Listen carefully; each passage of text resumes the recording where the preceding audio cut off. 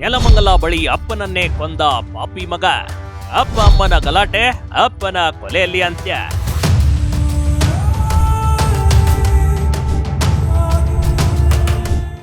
ಕುಡಿದು ಗಲಾಟೆ ಮಾಡ್ತಿದ್ದ ತಂದೆಯನ್ನೇ ಮಗ ಮಾರಣಾಂತಿಕವಾಗಿ ಹಲ್ಲೆ ಮಾಡಿದ್ದಾನೆ.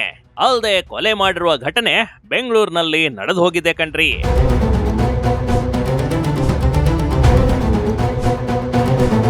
ತಂದೆ ಅಂದ್ರೆ ಪ್ರತಿಯೊಂದು ಮಗುವಿಗೆ ಹೀರೋ ಆಗಿರ್ತಾನೆ ಕಣ್ರಿ. ತಂದೆ ಅಂದ್ರೆ ತಾನು ಕಷ್ಟಪಟ್ಟು ತನ್ನ ಮಗ ಚೆನ್ನಾಗಿರ್ಲಿ ಅಂತ ಆಸೆ ಪಟ್ಟಿರ್ತಾನೆ. ಆದ್ರೆ ಇಲ್ಲಿ ವಯಸ್ಸಿಗೆ ಬಂದ ಮಗನೇ ತಂದೆಯನ್ನ ಅಮಾನುಷ್ಯವಾಗಿ ಕೊಲೆ ಮಾಡಿಬಿಟ್ಟಿದ್ದಾನೆ ನೋಡಿ. ಬೈ ಈ ರೀತಿಯ ಘಟನೆ ನಡೆದಿರುವುದು ಬೆಂಗಳೂರು ಉತ್ತರ ತಾಲೂಕಿನಲ್ಲಿ. ಇಲ್ಲಿನ ಶಿವನಪುರದಲ್ಲಿ ಇಂಥದೊಂದು ಘಟನೆ ನಡೆದೋಗ್ಬಿಟ್ಟಿದೆ. ಹೀಗೆ ಫೋಟೋದಲ್ಲಿ ಕಾಣ್ತಿರೋನೆ ಉದಯ್ ಕುಮಾರ್, ಜಸ್ಟ್ 23 ವರ್ಷ ಅಷ್ಟೇ.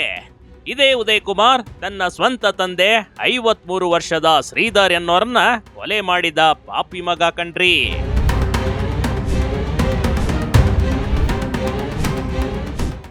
ಹೆಂಡತಿ ಮೇಲೆ ಕತ್ತರಿಯಿಂದ ಹಲ್ಲೆಗೆ ಮುಂದಾಗಿದ್ದ.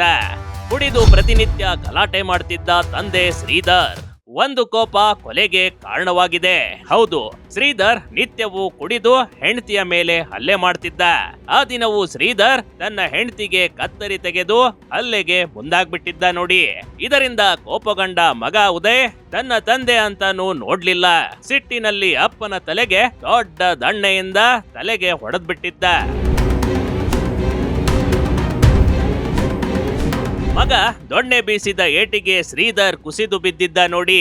ಗಂಭೀರ ಗಾಯಗೊಂಡ ಶ್ರೀಧರ್ನನ್ನ ಆಸ್ಪತ್ರೆಗೆ ಸೇರಿಸಲಾಗಿದೆ. ಚಿಕಿತ್ಸೆ ಫಲಕಾರಿಯಾಗದೆ ಸಾವನ್ನಪ್ಪಿದ್ದಾನೆ.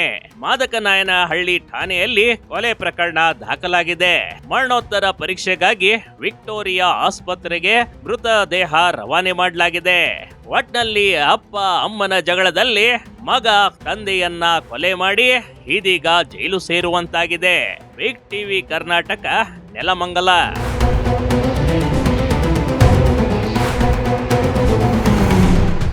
ಬಿಗ್ ಟಿವಿ ಕರ್ನಾಟಕ ಯೂಟ್ಯೂಬ್ ಚಾನೆಲ್ಗೆ ಈಗಲೇ ಸಬ್ಸ್ಕ್ರೈಬ್ ಮಾಡಿ.